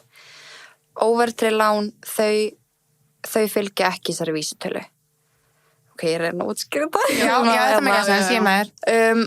Á móti, sko, þú veist, þegar þú tekur verðtryggð lán, þá getur í rauninni, þá afborgun hvers mánaðar, þú veist, lægri. Svo það fer eftir bara hvernig lánin eru reiknuð, á meðan að jafnaði, ef þú myndir taka óverðtryggt lán fyrir sömu upphæð, þá verður að borga meira í hverjum mánuði. En það eignastu þá ekki fyrir samt eignina með óverðtryggðu? Jú, það er þannig. En er það mikill munur? Það er rosa misspennandi bara, þú veist, hvernig vextirnir eru, svo núna er þetta náttúrulega rosalega erfitt umhverfi þegar vextir eru háir. Öðruvísi bara, þessu í COVID þegar vextir voru lágir og þá voru mjög margir að fara í óverðtryggð lán af því það fólk hafði tök á því og jafnvel að festa vextina því að þú vildir festa vextina þegar þeir eru lágir af því að svo þegar vextin eru að hækka markaði þá ert þú bara enda í þessum lágu vöxtum af því þú náður að festa þá en það er bara í kannski 3 ár þannig að núna það sem er að gerast er að vextinir eru að losna og þá þarf þú sem lántaki að hugsa bara ok, er ég að fara að borga þessa háu vexti með óverðtryggða láni mitt eða er ég kannski að fara að færa mig yfir í verðtryggt lán sem er þá mögulega með lægri afborgun en ég er að æskili þannig að En varstu þá ekki bara að borga ógeðslega mikla vexti og eignast ekkert í íbúðinni? Sko í báðum tilvikum ertu að gera það jafnvel þú sett með verðtryggt eða óverðtryggt í rauninni er þú ertu í rauninni bara staðgreiða verðbólguna í hverju mánuði þegar þú ert með óverðtryggt á meðan hún er að bætast við í lánið þegar þú ert með verðtryggt ég skil og þetta snýst svona meira bara höfuðstólinn, þú veist, heldar upp það En mér finnst líka gott að heyra skilu að það er í lagi að breyta kannski í smá stund og fara síðan aftur, bara fer eftir hvernig einmitt eins og núna er bara mjög erfitt, skilu, hjá mörgum og þú veist, bara, það er allt bara, þú veist, í bara hæsta, skilu, þannig það er kannski einmitt, maður, þú veist, á ekki að vera hræddur við að kannski bara skoða lánið sinni og sjá kannski hvað geti breytt og hjálpa aftur, sko. Kynna sér bara hvað, það eru allir tilbúin til að hjálpa. Bara, þá getur hringt í bankan. Já. Nú hringi ég og fengi ráðgjöf. En mér finnst það líka svo jákvæmt því að stundum Emma bara, þú veist, ég held að sumir bara, ok, bara loka á þetta, þú veist, í staðinn fyrir bara, heyrðu, bara fara að kanna máli, allt í lagi að panta bara tíma hjá sérfræðinga, eða skilur, einhverjum í bankanum og bara, þú veist, eins og mér datt þetta ekki í hug, því vorum að ræða þetta áður en við rekkuðum aftur að einhver var að mæla með því bara að hún breytti alveg, þú veist, fór í verðtryggt. Taka 100% verðtryggt. Já. Af hverju er fólk svona hrætt við verðtryggt lán? Mér líður eins og áður en ég tók lán að það var svolítið svona talað bara þú vilt vera með óverðtryggt, skilur við. Af hverju er það að fólk er svona... Kannski því að verðbólga Ísland er bara verðbólguland, þú veist, við erum dálítið mikið að hækka launin, þú veist, þannig það er verðbólga að mælast eiginlega alltaf. Þú veist, Seðlabankinn er með markmiðum að halda verðbólgunni í, þú veist, 2,5%. Hvað er það núna? Núna er verðbólgan eitthvað kringum 6%, en án húsnæðis er hún lægri, hún er þá heldur bara 3%. Sorry, ég er í fæðingarorlofi, ég er ekki að fylgjast með þessu alveg day to day. Mér finnst þú mjög clear með að vera í fæðingarorlofi, sko. Hvað var þetta spurningin? Nei, bara af hverju fólk hrætt við verðtryggt? Já, einmitt, sko, ég meina, ég hef aldrei getað keypt mér íbúð nema að fara í verðtryggð lán. Ég myndi ekkert vera hrædd við verðtryggð lán. Nei. En svona upp á kannski, ef maður langar að sjá hraðir eignamyndun, þá er, þú veist, kannski ákjósanlegra að vera í óverðtryggðu, en það er alls ekkert verra að vera í verðtryggðu. Nei. En gætirðu líka þá, þú nefndir höfuðstólinn áðan, ég kannski að spyrja hvað finnst þér þú veist, að því að það er oft líka að fólk að það hefur verið sagt að þú ert með auka pening, kannski eftir mánuðinn, skilur, sem þú langar á fjárfesta hvað það er ekki betra að leggja inn á höfuðstólinn heldur en að kaupa í sjóðum? Sko, þú veist, ég myndi alltaf segja að vera góð leiða að leggja inn á höfuðstólinn, en það líka bara fyrir svolítið eftir bara hver er staða fólks. Þú veist, stundum getur það alveg verið snöð, stundum kannski er bara betra ef að, eins og til dæmis núna þegar maður er að fá 9% vexti á sparreikningum, þá getur það til dæmis verið ágættur kostur að leggja þá frekar inn þá og fá háa vexti á það fjármagn. Já, skilji. Okay. Þannig að þú væri bara með verðtryggt lán og leggja þá inn á höfuðstólinn eða eitthvað ekstra eða? Til dæmis, já. Þú veist, það er svona pólitískt svar, þú veist, það er þetta svara, þú veist, en stundum er það sniðut, en stundum er kannski líka sniður að bara ef þú ert með auka 100 skall, bara, ok, getið fengið mögulega herri ávöxtun á það fjármagn. En þetta er alltaf góð leið að greiða niður skuldir, þú veist. Já. Og sérstaklega bindin á höfuðstól. Já. Ok. Ég er bara amazed. Ég er bara svona, það er svo mikið að fara bara margt sem að þarf að skoða, sko. Mér langar frá sjóði. Ég svo spennt bara að fara í áskrift. Já. Og við lofið, en þetta líka svo valdablandi þegar maður bara með stjórn og veit bara hvernig landi liggur. Þú veist, það er svo nauðsynlegt að vita hvernig, þú veist, bara hvernig þetta er bara hjá manni. Já, og líka, þú veist, maður að vinna, þú veist, bara, mann langar líka að sjá peningin sinn, skilja þótt að, út að ég reyna að hugsa líka, þótt þessi gaman að kaupa sér eitthvað eins og við sögum á hann, þá líka bara sjá hann vaksa. Já, akkurat. Þóttum að liði smá eins og ég sé bara svona eða skilur. Já, en það ekki þannig. Nei, ég veit það er ekki Mér finnst það oft bara betra, eins og ég var að segja ykkur með Bitcoin, skilur, þá gleymi ég þessu bara. Já, algjörlega. Þá ég ekki að pæli því. Já. Skilur. Ég veit að ég þarf eitthvað, þú veist, ég veit það, maður kannski bara með svona gamalt hugafar sem maður þarf að breyta og maður líka fastur í eitthvað svona, ég kann þetta ekki og eitthvað svona. En mér langaði líka svo mikið og það ég sá í bókinni eitthvað, það var, sko, mér finnst bara svo áhugaverst að samfélagsmiðlar, þá svona einstaklinga getur haft, þú veist, áhrif á hlutabréfa. Já, akkurat. Já. Hvernig þá? Talum að vísa vantarlega frægafólkið. Já. Já, tókum nokkur dæmi þetta. Eins og Kylie og Elon Musk. Ekki, já. Náttúrulega hlutabréfaverð breytist bara á hverjum degi og það er náttúrulega mjög margir þættir sem að geta haft áhrif á þetta og svona jafnaði, þú veist, þá hækkar verð hlutabréfa því það eru fleiri sem að kaupa hlutabréfið af því að það, þú veist, telur að það muni aukast í verði. Og til dæmis eins og þegar að Kylie, hún tvítar hann eitthvað, þú veist, er einhver ennþá að nota Snapchat eða, þú veist, þetta er svo ljótt. Þú veist, þá horfið bara aðalar sem eiga allir með spil hlutabréf í Snapchat, bara, oh my god, þú veist, þessi ummæli, þau eru að fara að minnka virði Snapchat, þú veist, ég ætla að selja. Shit. Og svo selur fólk, og eftir því sem fleiri selja, þú veist, því meira lækka verðið. Og svo eru kannski einhver aðalar sem eru, þú veist, búin að sjá verðið lækka 5%, þá ætla þau að fara að selja. Þú veist, þannig að kemur þessu spírall, skilurðu, þú veist, verða yktri verðhræfingar því að það eru fleiri sem bætast við. Svipað með að svo fyndi hérna, við tókum hérna, einmitt Elon Musk bara reglulega að hafa áhrif með sínum tweetum. Er hann að reyna það? Nei, held ekki. Nei, ok. Nei. Nei, ekki svo Nei, það er alltaf, nei. Hann er ekki bara, ok, þetta er drasl og allir bara, Hann, þú veist, jú, kannski alltaf ásættu verið að gera það, en hérna, þú veist, það var held ég 2021 sem að hérna var eitthvað leki á Messenger og á WhatsApp og svona, og hann tweetar eitthvað, use Signal, og sem hérna hitt samskiptaforritið, og nema það Signal, það fyrirtæki er ekki skráð hlutabréfamarkað, það var ekki á þeim tíma, en fólk bara keypti bara Signal. Sem var, þú veist, bara eitthvað landbúnaðarfyrirtæki bara í Texas. Já, ok. Þú veist, þannig að, hérna, þetta tweet hafið þau áhrif og fólk bara, ég ætla að kaupa Signal. What? En það keypti bara í allt öðru félagi. Þú veist, þannig að ef maður sér hann að gengið á því, þá hækkar það ógeðslega mikið. Já, keypti bara allt annað. Bara allt annað fyrirtæki sem heitir sama nafni. Oh my god.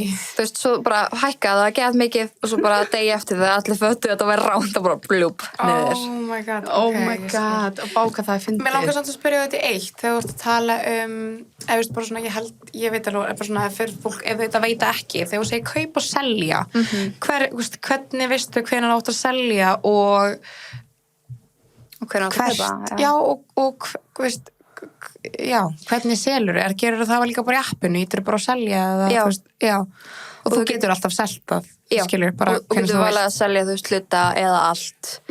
Ok, og hvenær veit ég það, þú veist, það er líka, þetta er alltaf bara, þú veist, þetta er alltaf bara risastór spurning, þú veist, því að bara, er þetta að fara að hækka meira, þú veist, maður veit það aldrei. En er einhver síða sem ég er að fylgjast með þessu, þú veist, er einhver svona ein síða sem að er með bara svona fullt af fyrirtækjum og getur séð svona hækkun, lækkun, eitthvað svona, er þetta eitthvað svona eitt staður sem hægt að fá og sjá yfirleitt yfir þetta allt eða? Til dæmis á íslenska markaðinum, þá er keldan mjög góð. Já, þessi síðan, já. Með sjóði og verðbréfin? Já. Bæði, ok. Og svo eru bara alls konar trilljón síður varandi erlenda markaðin, sko. Ok. Og hérna, bara allir með svo Google Finance eða Finance Yahoo og eitthvað, þú veist, þá getur maður bara merkt þau hlutabréf sem maður vill fylgjast með. En þetta er alltaf, þú veist, hvenær veit maður, hvenær maður ætlar að selja, það er fyrir svolítið bara eftir, þú veist, vantar með peningin. Þú veist, er ég búin að eiga þetta hlutabréf í 5 ár og, þú veist, tel ég þetta bara að vera gott. Þú veist, eða á ég að selja, þú veist, það er svona link og bara eitthvað að losa hagnað, þú veist, þá selur fólk það sem að það hefur fengið í ávöxtun hvað hefur hagnast á því eiga hlutabréf það alls konar. Þannig það bara hægt að, ég veit það ekki, ég held bara að maður sé svona miklu þetta fyrir sig en það hljóma miklu einfaldar eins og þú ert að útskýra þetta núna. Það ekki jafn svona skeri, skilur. Þetta er orðið miklu betra af því við erum bara með þetta í höndunum. Við getum bara gert þetta strax bara núna en ekki með taka upp tólið og hringja og það var bara þannig. Þetta var þannig. En einhver svona skammtíma fjárfesting sem að ekki langtíma? Sko þetta alltaf, fólk alltaf að sækja þetta skammtíma og gróða, skilur, og þú nefnir Bitcoin og maður hefur heyrt náttúrulega bara alls konar sögur, bara einhver ævintýralega vöxtur eða ég hagnaðist svona mikið og við heyrum alltaf bara þessar sögur og svo heyrum við líka sögurnar sem að fólk að brenna sig. Það er ekkert sem heitir skammtíma hagnaður. Ekki nefnum að setja eitthvað rosalega heppin að kaupa eitthvað hlutabréf og svo koma eitthvað að gegja fréttir 5 dögum síðar og það ríkur upp í verði. Er það ekki líka meira þá kannski í, þú kaupir eitthvað fyrirtæki skilur og ert með startup eða er þetta ekki meira þá kannski eitthvað svona þannig og svo selur fyrirtækið á eitthvað hvað? Jú, og það mótir áhættan miklu meiri. Já, emitt. Það svona eiginlega held í hendur, þú því meira áhættu sem þú tekur, því meira kröfu gerur það á að þú fáir ávöxtun. Í rauninni. Ok.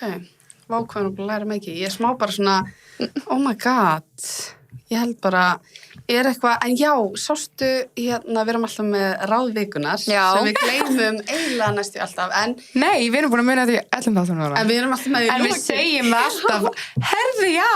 Já, en okkur langaði þið að vera með eitthvað ráðvikunar eða? Ok, sko, ég kom kannski með fjármálaráð áðan sem var í tengslu með það að ekki að, skoða neitt fjármálatengt á kvöldin. Já. Ég eiginlega þreytist ekkert á að nefna það því að mér finnst einhvern veginn, þetta er svona algengasti tímabúndurinn sem fólk hefur, tíma eftir allir eru sofnaðir og þannig ég myndi aftur ítrykka það, ekki gera neitt þannig á kvöldin. Síðan sá ég eitt daginn sem hafði svona, alveg búin að hafa hugfast síðan að ég sá þetta, ég held ég hefði séð á Pinterest eða eitthvað. Ekki hlusta á gagnrýni frá aðala sem hún myndir ekki sækist eftir ráði hjá. Vá, það ekki. Það bara meikar, það meikar svo mikið sens, sko. Ég bara einhvern veginn, þegar ég sá þetta, ég svo auðvitað. Maður er oft og allt og mikið að taka inn á sig einhverja gagnrýni, sérstaklega kannski svo þið sem er kannski meira svona opinbera persónur, bara með opið líf og samfélagsmiðlum og þess aftar, ekki, ég held að það sé ástæðan okkur að fólk þórar ekki út úr skelinni, við erum alltaf hrædd við gagnrýni, það skiptir ekki að máli hvaðan gagnrýnin kemur. Já, þetta er geggjar á, sko. Ógeðslega gott ráð. Já, ég var strax bara eitthvað svona, Út af því að, þegar við byrjum með þetta podcast, þá var ég svo stressuð með bara að fá gagnrýni og ég er alveg smá svona, vill að öllum líka vel með okkar sem ég veit að ekki hægt. Já, ég er bara svona, please, bara allir, og það mér langar ekki að vera vondin eitt, en svo vinkonum minn að segja við mig sem þekkja mig gett vel, bara, Guðrún, verður svona bara þú sjálf og segðu bara þína skoðun því að þú veist, og ég er ekkert með eitthvað svona brútal skoðanir þannig, en samt bara verður samt bara ekki vera alltaf bara eitthvað svona passa sig og eitthvað, þú veist. Þannig það er geggja. En mér finnst þetta svolítið svona einhver sem þú myndir ekki taka ráð frá, skilur. Það er eitthvað sem mér finnst svona strax svona af hverju er maður að taka einhverju persónlega sem að þú veist, ég myndi ekki eins einhver sem varst ekki svona pæli í. Ég veit það. Þú ert ekkert að pæli þessari mannsku. Af hverju ættir að taka þetta til þín? 100%. Ég meina, ég líka að lasa þetta og mér fannst þetta svona frelsandi eitthvað. Já. Bara að því að, þú veist, við lendum alveg í einhverjum svona stormi á tímabili rétt áður en bókin kemur út og þá var maður að skoða Twitter og var að lesa alls konar ummæli, þú veist, okkur og vissulega var betra þegar við erum 3, skilur að taka skellin, ekki þú veist bara 1 en þú veist, og svo einhvern veginn ef maður að rekast á sem að einstaklinga og það situr bara í manni bara, herri, ég las eins og tweet þess að þú veist að segja, ég var orma í heilanum og ég er ekki búin að glemma þig. Og ég var ekki að segja það. Þú veist, við erum alltaf búin að vera að tala.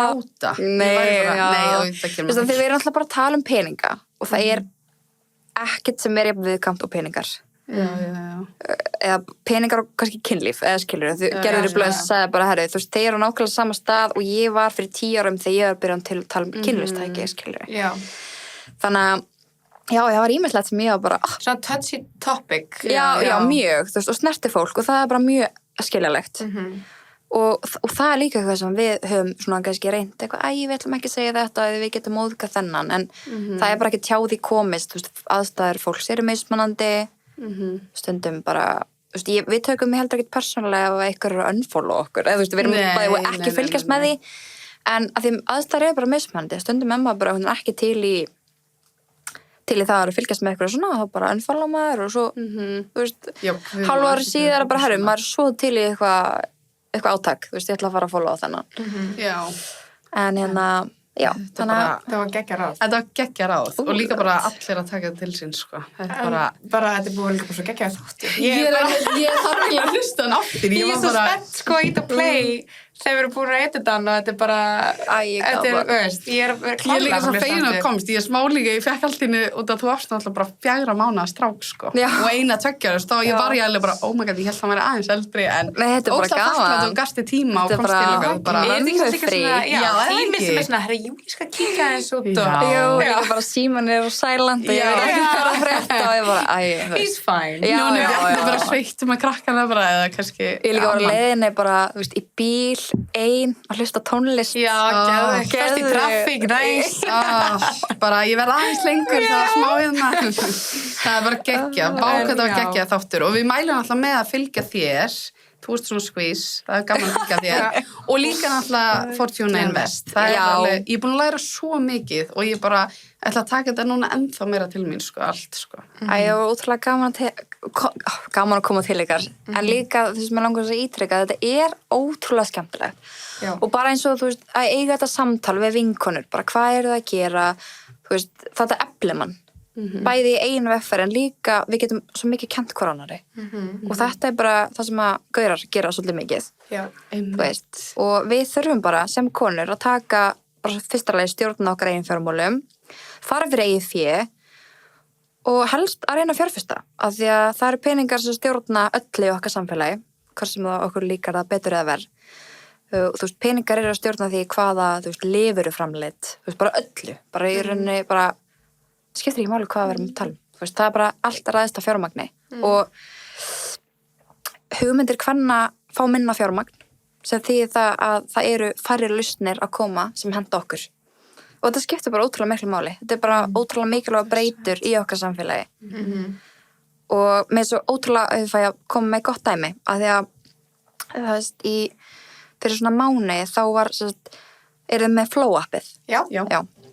Gekkja ég veit hvort það var að segja fengu þau náðu hvort þau hefðu smá brjóstaþoka þau annarkvort voru þau eitthvað svona unicorn sem þýðir það að þau voru að fá inn þau stóra fjármögnun en allavega það kom mér ótrúlega mikið á óvart að heyra að það eru kallar sem að byggja til Flow og eru að stjórna Flow ég er í sjokki ég veit það og ég hugsa svona, nei þú veist það þýðir ekki, þú veist það er enginn að segja með það að það hefur aldrei neinar konur komið með, þú veist, pizza þeirri fjárfæstuhugmynd að vera með, þú veist, app eins og Flow.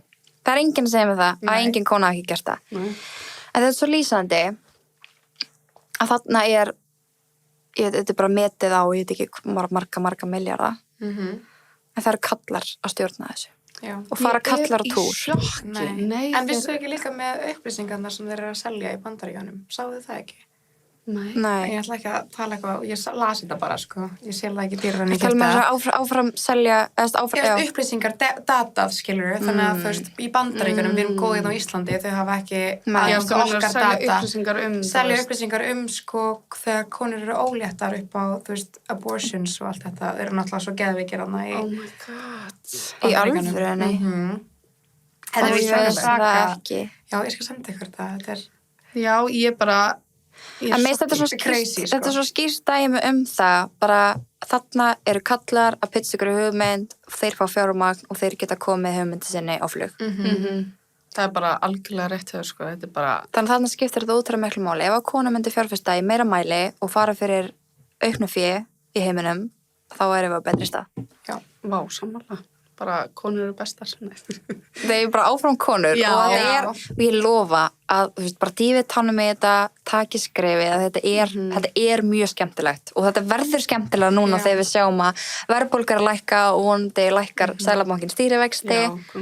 En ég held líka bara, þú veist, eins og bara fyrir okkur og alltaf fyrir mig að ég strax bara út frá þessum þætti, skilur og bara þessu samtali, bara orðin meira peppuð og ég vona að hlustendur taki líka bara sama útrúsi og bara ég vonaði líka. Farið smá svona að kíkja á þetta. Við erum eiginlega að gera stöðutjekk eftir smá tíma, þá kemur aftur og þá verðum við svona aðeins komna meira inn í það. Það væri ótrúlega gaman. Let's do it. Gerum það. Gerið þið líka könnun. Já.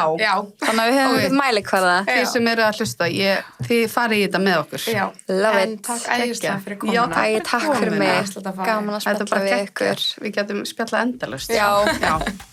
En eins og segi, mæli mikið með þessara bók, sko. Þið sem eru að horfa, sjá hana. En já, takk fyrir